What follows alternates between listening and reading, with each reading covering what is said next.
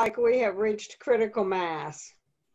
So I think we'll go ahead and mute folks and we'll begin our Sunday service. I want to welcome all of you to Open Door Center for Spiritual Living. It's always a treasure to have this opportunity to come together on a Sunday morning together. And it's wonderful to see your bright, shiny, smiling faces here on my computer screen. We're going to start the way we generally do with the welcome song, so I'll turn it over to Sylvia for that.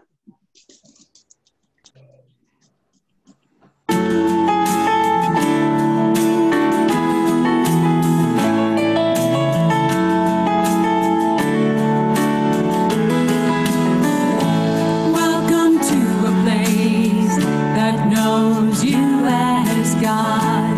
Welcome to a place that sees who you are. We are of one mind. We are of one heart. Welcome to a place that knows the truth that God is everything. God is me, God is you. Welcome to a place that knows you as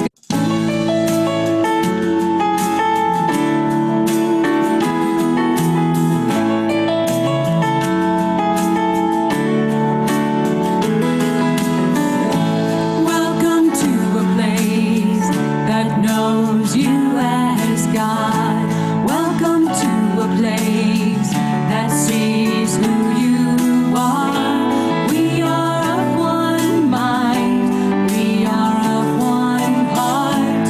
Welcome to a place that knows the truth that God is everything.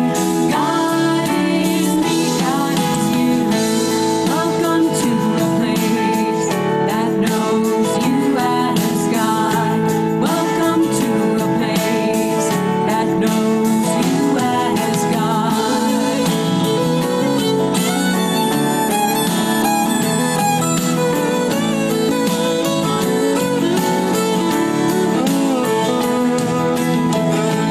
Welcome to a place that knows you as God. Welcome to a place that sees who you are. We are of one mind. We are of one heart. Welcome to a place that knows the truth that God is everything. God is me, God is you. Welcome to a place that knows you as God. Welcome to a place that knows you as God.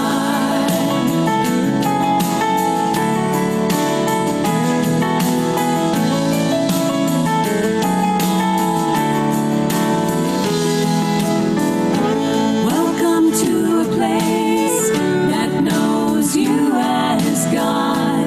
Welcome to a place that sees who you are. We are of one mind.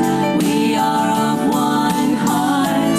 Welcome to a place that knows the truth that God is everything. God is me, God is you. Welcome to a place that knows you as God. Welcome to a place that knows you as God. Welcome to a place that knows you as God. Wonderful. We continue to evolve with a slide. We're getting fancier every week. Thank you, Sylvia, for that. Now I'll turn it over to Deborah Belcher, licensed practitioner, to pray us in. Unmute yourself. So on this beautiful, peaceful, sunny, quiet Sunday morning,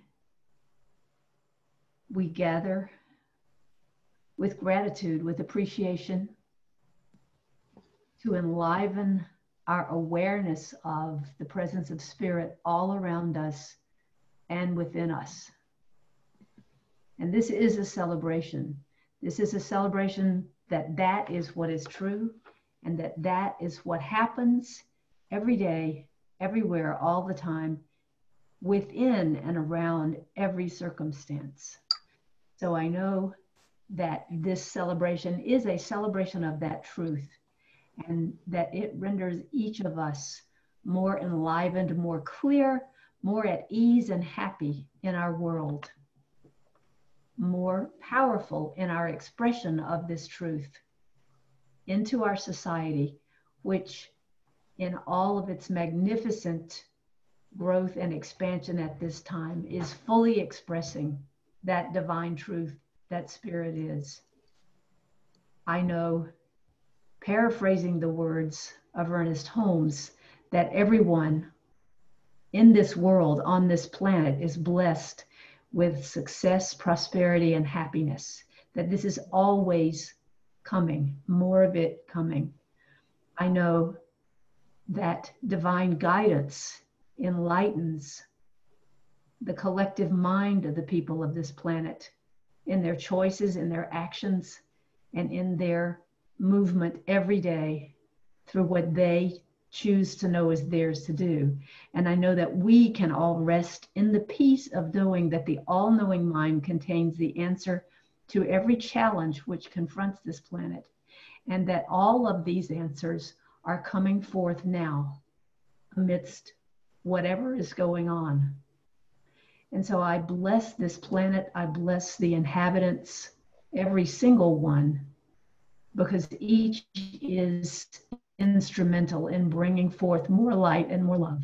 And I know that each of us here is blessed in our lives, in our hearts, and in our actions and contributions as we be that greater light and love that we came here to be each day. So knowing this gathering is blessed, I know that we get this in our hearts, in our minds, that it expresses in our words and actions, and that we take this peace and power and joy forth with us into this celebration now and into all of our expression.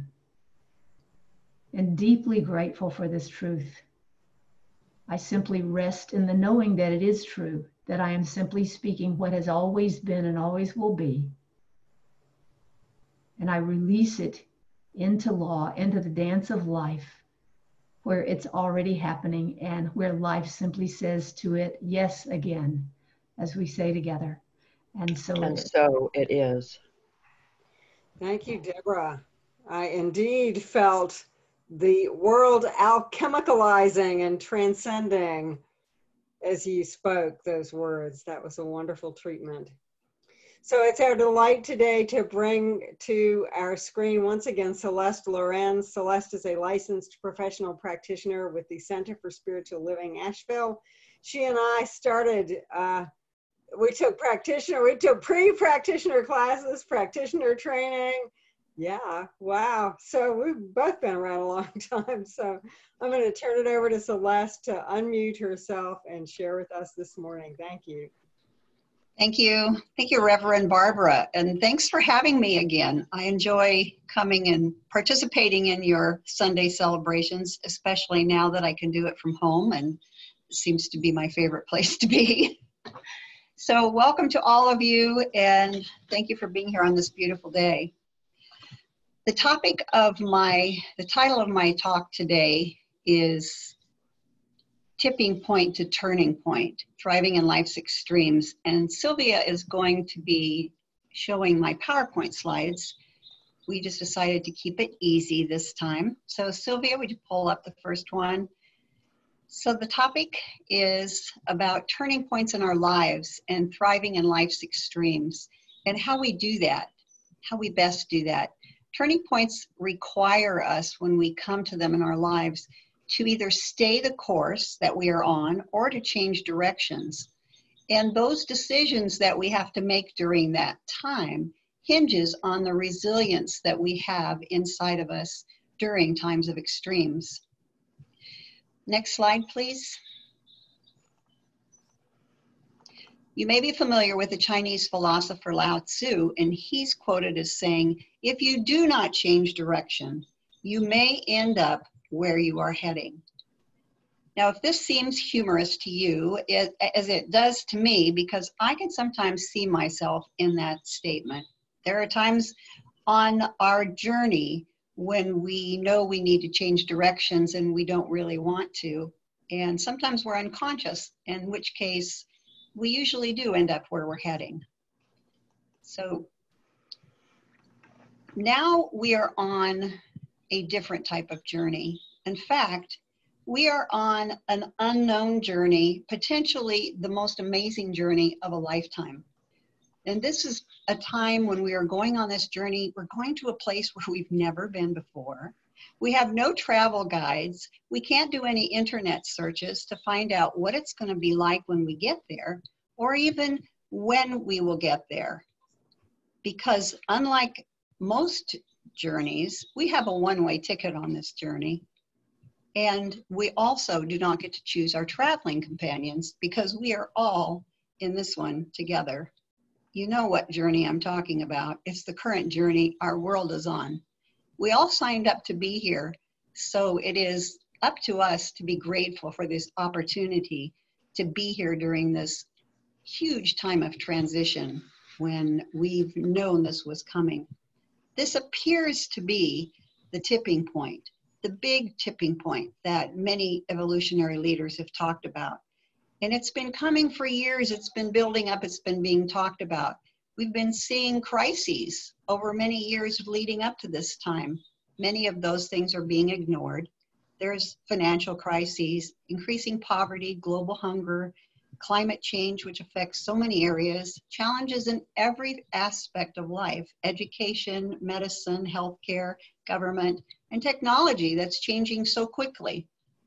And we know these things must change because most of them are built on unsustainable structures. And we've been told that this is changing.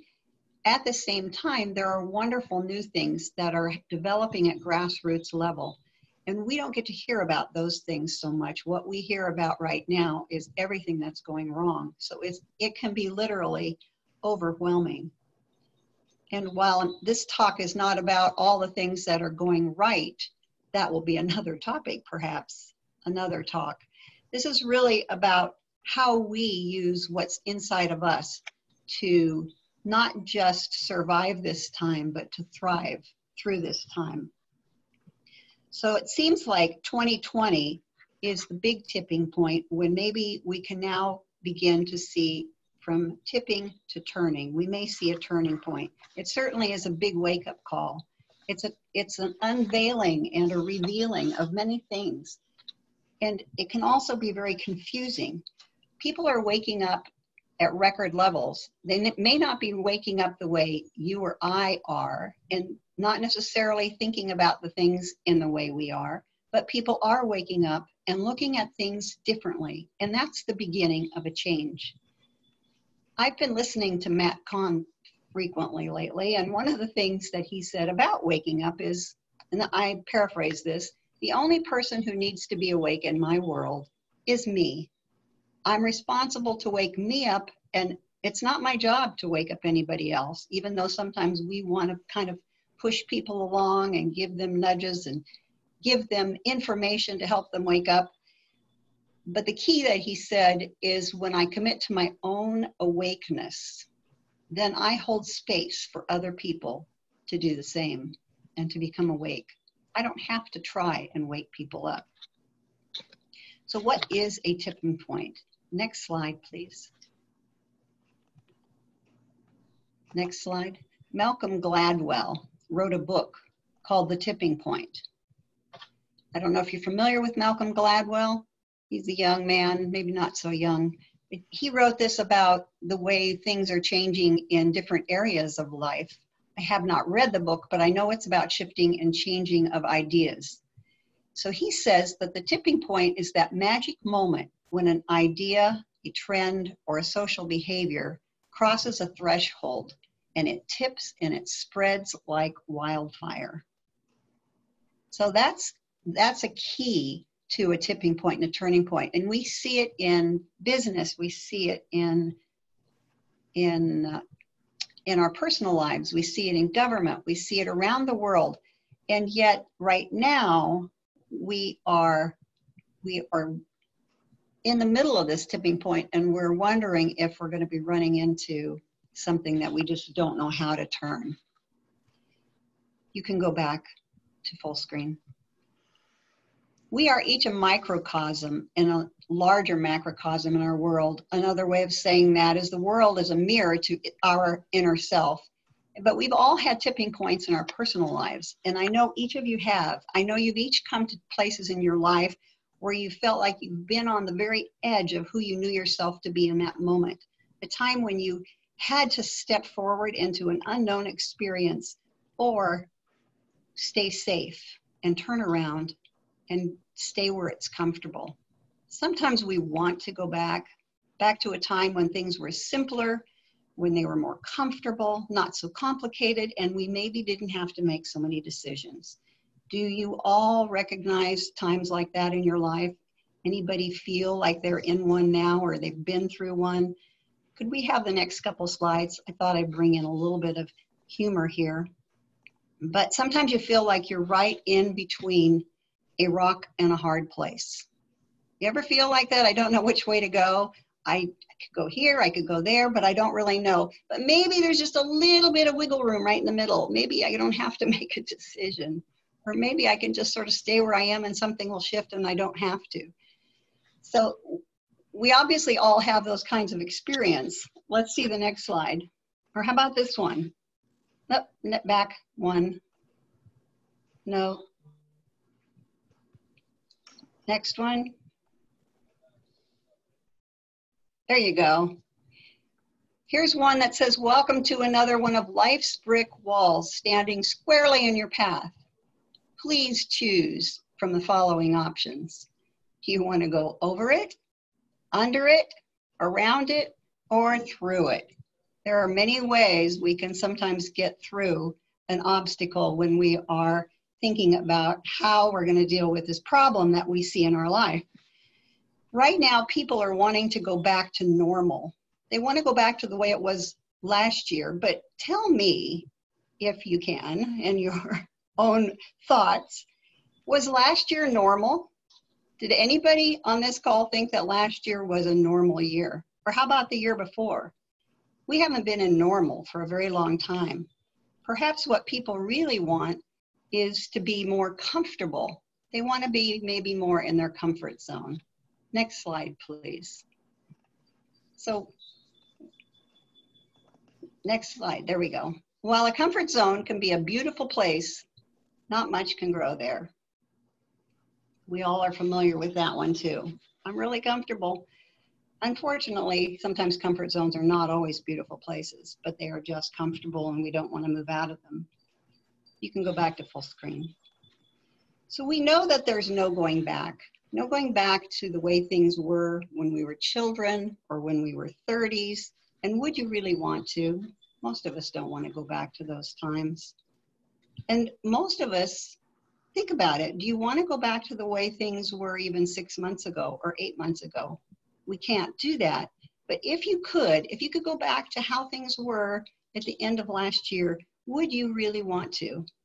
It's an important question to think about right now because it's really tempting to go, I just don't want to have to wear a mask. I don't want to social distance. I don't want to have to do any of these things. I want to be living my life normally, the way I have been. This is an important question because with all the intensity that's going on in our world, this question gives us an answer to how we face challenges in our lives and how we deal with the resilience in ourselves. What kind of resilience do we have built up? So let's talk a little bit about that. There's a time, Greg Braden talks about this in his book, Resilience in a Time of Extremes. He said there's a time when in every crisis, it can be turned into a transformation, when simply surviving can become thriving. And that time is the turning point. So we are at a tipping point in our personal lives, in our world. It's time for us to turn this boat. And we don't know how to do it. We don't know what it's going to look like. But we all have clues to it in our past. We all have personal moments of resilience that we can call upon. And for each of us to call upon our inner strength during this time, we contribute to the strength of what's going on around us so that we're not joining in the fear and the panic. I've taken some time to reflect on some of my own turning points in my life and realized that there are things that I've learned from my past experiences that I kind of forget. I don't really pay that much attention to. And I'd like to share one of them briefly with you, just to encourage you to go back and look in your past and think about how your past supports you during this time. There was a time in my early 30s, I was 31, 32. I was living in the Pacific Northwest. I was in my first year of naturopathic school, medical school. I was in a relationship. I bought a house and was sharing with other students. Everything seemed to be going pretty well. But through most of the year, things were not going so well. The relationship got rocky and looked like it was going to end. I was having some health challenges and I felt a little bit crazy. I just didn't know what to do. It just seemed like life was in angst. It was uncomfortable. So in my innocence, I just kind of opened up to looking for things and asking people, talking to people. And someone mentioned to me that they'd had an experience with a psychic. Well, I hadn't really done that sort of thing before, but it sounded and felt right to me. So I thought, why not? I made the appointment, got on a ferry, drove to this woman's home on some island in the Puget Sound. And you know, I walked out of that experience 180 degrees different than I walked in. And it wasn't so much what she said, or not that she told me what to do. She didn't tell me, oh, you should do this. What it was is I was in a position in my life where I was ready for change. I was so ready for change. I was just kind of bursting at the seams, but I just didn't know. I was kind of between that rock and a hard place. And I didn't want to make a decision. But what she showed me is that I was confined in a box. In fact, she even used the words, you're planted yourself in a pot and stuck it in the refrigerator and you're demanding that it grow. That was the analogy that she'd given me. And she opened my eyes to possibilities, to recognizing that there were growth opportunities for me that I was not taking advantage of.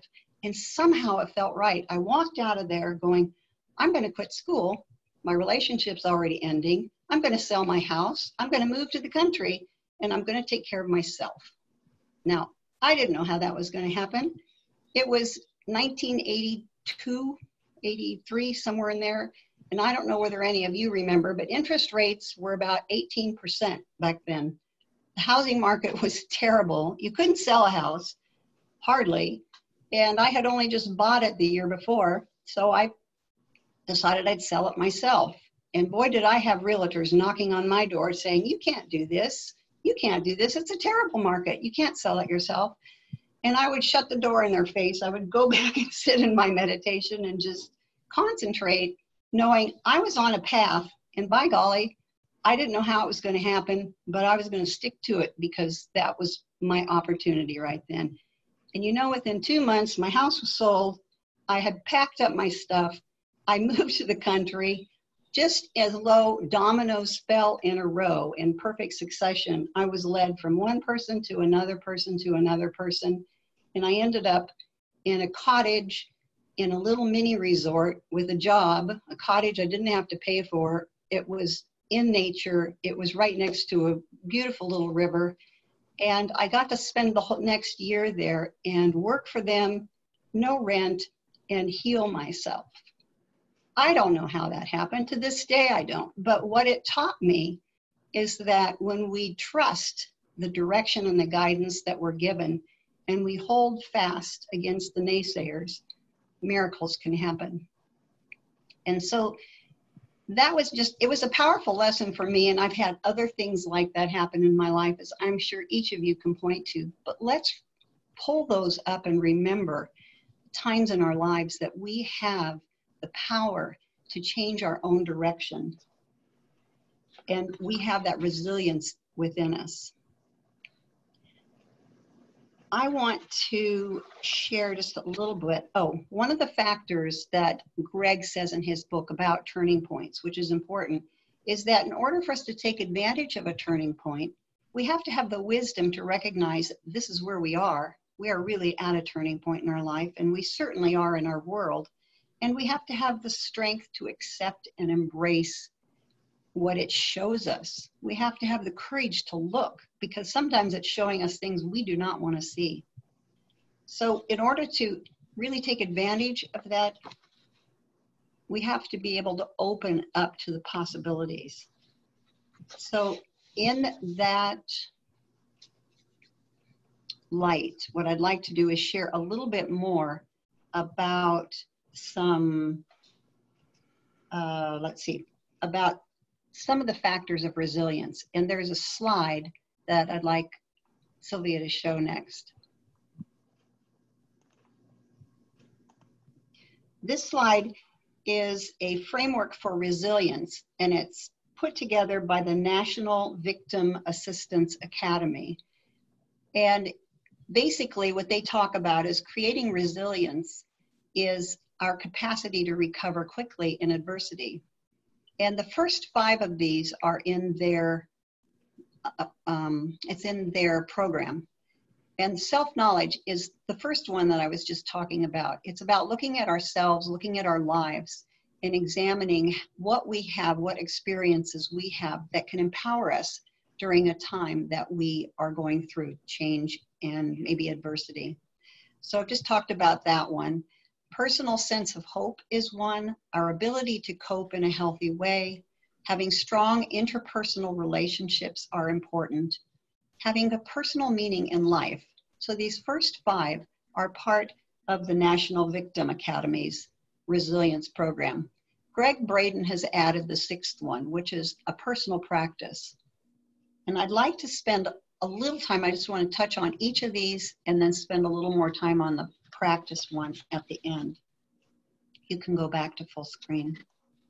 So the personal sense of hope they talk about almost universally when survivors of serious illness, or even people who've been imprisoned or in concentration camps, people who've survived long-term challenges, and they've been asked what helped them get through. They say a sense of hope and optimism. Hope and optimism are so important. And while we oftentimes think of hope in the New Thought community is kind of hope is a beggar, it's not really the emotion we want. There are times in our lives when hope can be the thread that helps us cling to get through. So hope is an option, even though it's not one that I think about or use in my life a lot, but it certainly can be a very powerful one for people. The third one is the ability to cope in a healthy way. And this is really about self-care. And we hear a lot about that right now. I'm sure all of you are spending time taking care of yourself because you're spending more time at home. It's giving us that opportunity, especially during this challenge. It's about good diet, about exercise, about getting good sleep, about balance of work and play. Some people are having a lot more challenge with some of these than others because they're frontline workers and they have a lot of stress in their life.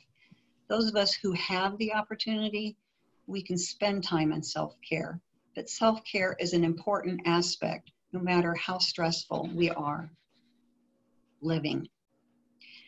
The fourth one is strong interpersonal relationships. And we all know how important relationships can be in our lives. This one's really challenging at this time because we are being almost forced to stay distant and separate from those we love. You know, many of us are not spending time with our families very much at all, or with friends very much at all. And we have to spend time on Zoom or on phone calls or outside at a distance. And we're getting more opportunity, but it's really important to cultivate these interpersonal relationships. If you feel strong in your own self, then reach out to someone else. If you're feeling like you really need help, then reach out to someone and ask for help, because we all need each other during this time. The fifth one for building a resilient life is a personal meaning in life. It's about fulfilling our passion and living our passion. And it's a great time to ask this powerful question. Whenever we're in a changing paradigm, we could ask ourselves, what can I give right now to the world that's emerging? What is my gift to this world that's changing and this paradigm that's changing? One of my favorite quotes from Reverend Michael Bernard Beckwith that I remember and I use a lot is that we are not here to save the world, but to serve an emerging paradigm. So that whatever is emerging, it's coming out. It's coming out from the inner beings. It's coming out from our souls. It's coming out from the grassroots. And again, we don't hear about it or see it, but that's what's growing. We know that the old world has to dissolve and change. It's going to. It has to in order for us to get into this newer space. And the last one that Greg has added to this list is personal practice. And probably everyone on this call has a personal practice. And there are many forms of that. It can be yoga, tai chi. You may go for an exercise, a walk, a run every day. That can be part of your practice. Your meditations, all of the things that we do to stay centered, balanced, and to bring that alignment from our heads to our hearts. And it includes breath work, it includes meditation, it includes stillness. All of these things are important. And we can find many places, many opportunities if you want to find new opportunities. There's so many of them on the internet right now. I'd like to come back to that just a little bit, but I'd like to wrap up the whole idea of personal resilience and how important it is. As our country and our world is just barreling down this highway at super speed, and so much is changing, and we're bombarded with information that's contradictory and confusing. We don't know who or what to trust. And people are more polarized than ever before. It seems like the universe has turned up the heat. I don't know if that's how you feel. But if you believe, like I do, that this is not an accident and there is a greater plan, that it is somehow going to unfold, and yet we are an important part of its unfolding, because we get to be part of creating what is new. And in order for us to be at our best, we need the resilience that we have inside of us through this time, because we are here to help focus on the light. We're here to serve the light and to help bring it forth. And we're needed in this time of change. So just as Malcolm Gladwell said in his tipping point, that the tipping point is that magic moment when an idea crosses a threshold and spreads like wildfire. We don't know how it's going to happen or what it's going to be, but it may be the very next thought, the next action, the next word. It could happen today, it could happen tomorrow. And that will tip this point and turn it into a new direction, both personally and globally, because we know that there is no separation between our lives and what's going on in the world. I have a quote from Ernest Holmes that I'd like to show Sylvia that I thought went right along with this whole idea of the magic moment tipping point. I found a quote from Dear Ernest. He said, "We may change the trend of causation, which has been set in motion at any time that we decide to do so." So just like the magic moment of the tipping point that Malcolm Gladwell was talking about, if there's a trend of causation which is already set in motion, and it certainly seems like that right now. It seems like we are barreling down a highway of what some people are calling mass destruction. We can change that trend at any moment that we decide to do so. So we must first change it in ourselves. And when we reach that critical mass, that tipping point, that 100th monkey, things will shift. We don't know how long it will take, and we don't know what it will look like. It's staying the course, because fortunately or unfortunately, I think we're in this for the long haul. So let's do what we can for our own resilience. And I'd like to bring your attention back to this idea of a breath one more time as personal practice. We know how important breath is in a practice. Breath is our life. think about these words that you're hearing, and you hear more and more. Breath, breathing, air, lungs, oxygen, expansion and contraction. They're words used in phrases during this time. We hear about air and oxygen as it relates to the planet. The earth needs to breathe. We're losing trees to wildfires.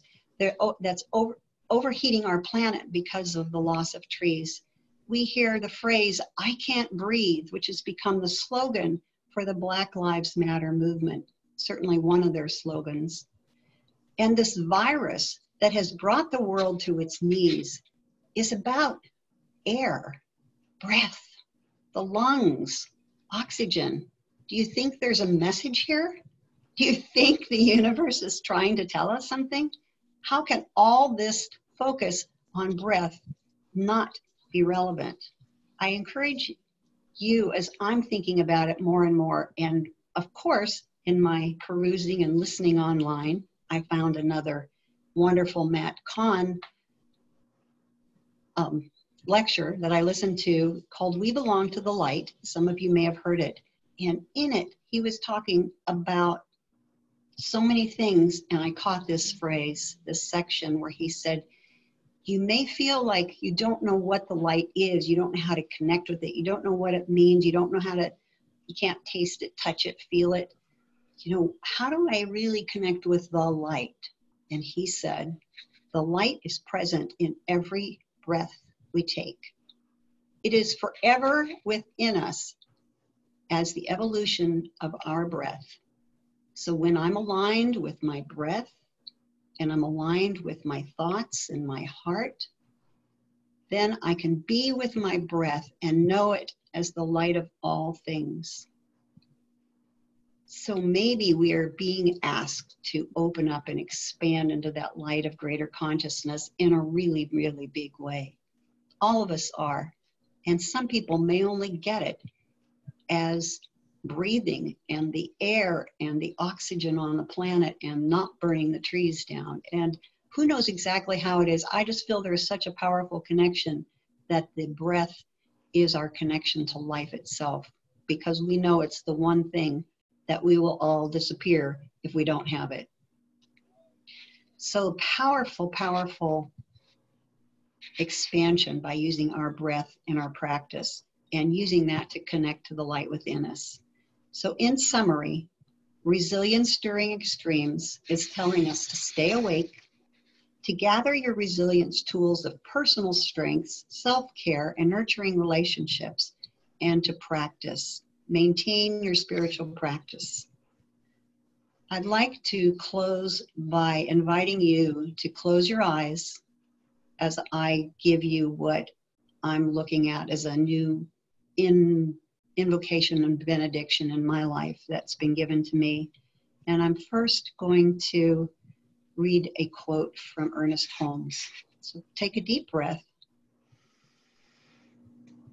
The breath of God animates creation with the living presence of pure divinity. Ernest Holmes, Science of Mind. God is the breath of life. I am the breath of God. I breathe the heart of the earth. I breathe the heart of the universe.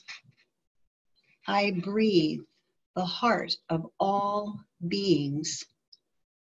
I am one with my soul. I am one with myself. I am one with all beings. I am the breath of God. I am. Thank you. And namaste.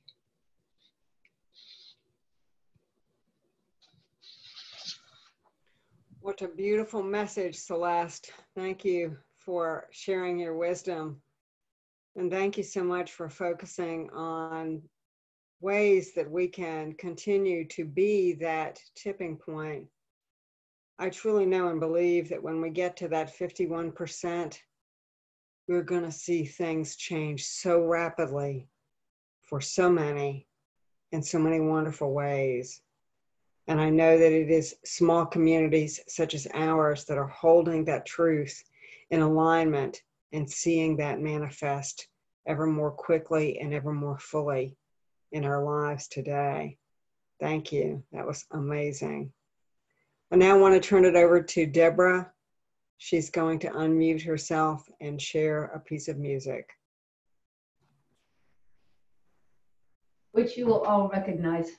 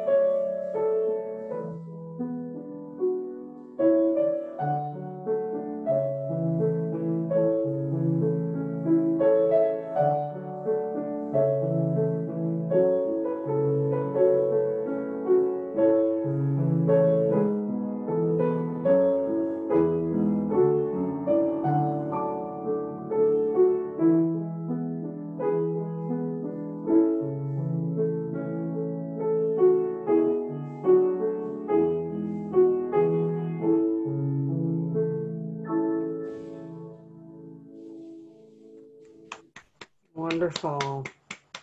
Beautiful. Thank you, Deborah. And so now, if you would, let's join together in an awareness, a prayer, a statement of truth unfolding. Let us know together that all across this beautiful expansion of planet Earth as we know it, we see that tipping point now. We see things moving down into a creation of a life that is so much fuller and richer and equitable for everyone. We know for every being that where there is a need, that need is filled. If there is a need for shelter, for food, for clothing, for water, for the most basic commodities of life, we see those together now, emerging into fullness, into all that is needed for each individual person, for every species. We see this planet being renewed. We see our natural resources being treasured, being respected, being honored, being fostered, so that for generations and generations to come, we can look upon this beautiful planet as a mecca of natural light, spirit in every form, and beauty. We look around and know that whatever God is, it is fully, freely, and completely embodied all over, everywhere, right here and right now. And with hearts that are full, with gratitude, with relief, with peace, with joy and love, we say yes to this. We say yes to good. We say yes to God. We know it is done dynamically, powerfully, lovingly, and fully. We let this go and call it ours and call it 100% right here, right now. And together we say, and so it is.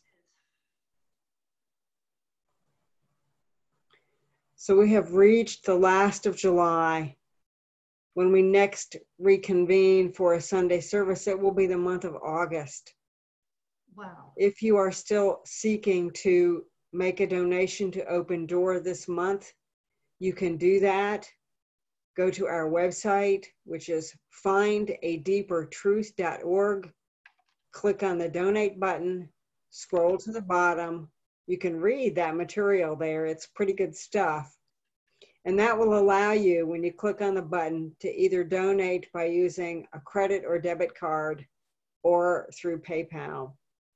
You're also welcome to mail checks or money orders to our mailing address. That is Open Door CSL, 30 North Ridgepoint, apartment T5 in Silva, North Carolina. The zip is 28779. This coming week, be reminded that there is no community connection on Thursdays. That will start back with the first Thursday in August. What else can I tell you? Next Sunday, we have Dr. Barnsley Brown. I know some of you have had the fun and kind of crazy experience of meeting Dr. Barnsley. Barnsley lives in Chapel Hill. She's visited Open Door several times personally. She is an incredibly dynamic speaker and storyteller. When we went to pretty much 100% virtual, I got to thinking, we don't have to wait for Barnsley to come to the mountains at Christmas, which she does every year. We can have her now on Zoom. So she will be with us next Sunday. Plan to be here. I know it's going to be wonderful. Also know that later today or by tomorrow's Celeste message will be up on our YouTube channel. So you can go to YouTube and put in one word, Open Door CSL, no spaces, Open Door CSL, and you'll find all of our recent talks and many from years ago when we were actually videotaping and editing and putting messages up on our YouTube channel. As we close, I want to thank Sylvia and Deborah and Laura for being our licensed practitioners and our rocks. I want to thank Celeste for that amazing message. I know that's one I will be going back to. It's so interesting because since I got up this morning, Viktor Frankl has been in my head. He just won't leave. I guess I have to actually read that book he wrote, From Man's Search for Meaning. Yeah, I know I've got it on the shelf, but it has escaped me so far. I think that's all I have. You're welcome if you want to stick around for a few minutes and unmute yourselves. We're going to do that after Laura closes us with prayer. So here she goes. Unmute yourself. I'm just here in such gratitude for this community, for knowing the presence of God in this place. Across all this space to where each of us are in our own homes, we are still in that one presence, still in that one presence together, because we are that presence expressing beautifully in each one of us. We are that unique expression of the divine, sharing love and light and wisdom. I know that each one of us has been so blessed by this message and the reminder that we have the power to change our experience. We can change it with the change of our thought, with the new direction of what we desire. And it takes our thought, our lives, the love of self to move forward, the love of the world, to know that everything we do in each moment is that ripple into the world that creates what we desire for ourselves and for everyone. The expansion of life when we are able to be together in form. And I just am so grateful. I'm so grateful to know this truth, to know that we have the power. I'm grateful for for Celeste and her message that brought this back into my awareness in a very strong and powerful way. I'm just grateful for this time and grateful for this community. And I know that as we go forth in our week, we are blessed with this wisdom and we put it into action. And knowing that we have this power, that my word is power, I just release this into the allness, knowing it's already done. We have already made it so. And so it is. And so it is. So it is. Thank you so much.